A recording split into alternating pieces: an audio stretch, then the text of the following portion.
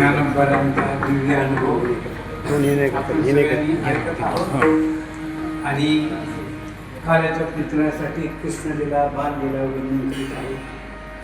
भगवंताच्या अनंत लीलेमध्ये अंत नाही अशा अद्भुत लीला आहे.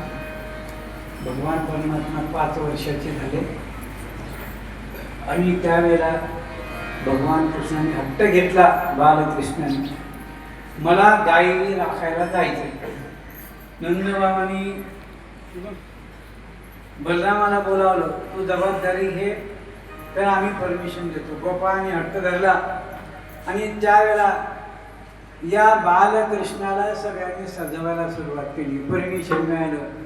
अंगावर घुमडी टाकली बालकृष्णाचा, हातात काठी दिली, गळ्यामध्ये वनमाला घातल्या, मूळ पिसाचा टोप डोक्यावर घातला. कसा दिसतो देव आता? आता जगन्नाथ देव आहे ना. गोपाळ त्यांना बरोबर घेऊन गाईला घेऊन चालले. गाई गोपाळ यमुनेच्या तटी.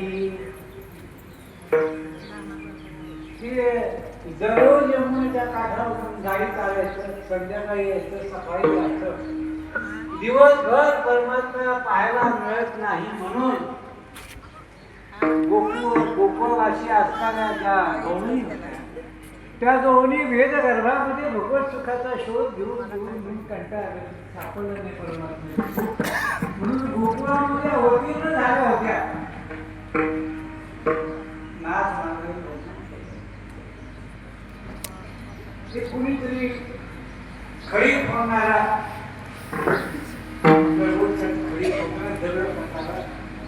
घन फोडत असताना ते घन फोडता फोडता बरेचसे दगड फोडले निघायला लावला आणि तो त्याला असा काय दगड सापडला की घन टाकला, घन सोन्याचा झाला.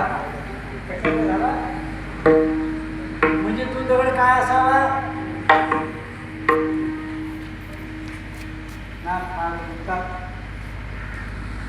पैसा मानून पाषाण अनुदाता लोहाचा घर लागता की होय सुवर्ण पैशाच्या.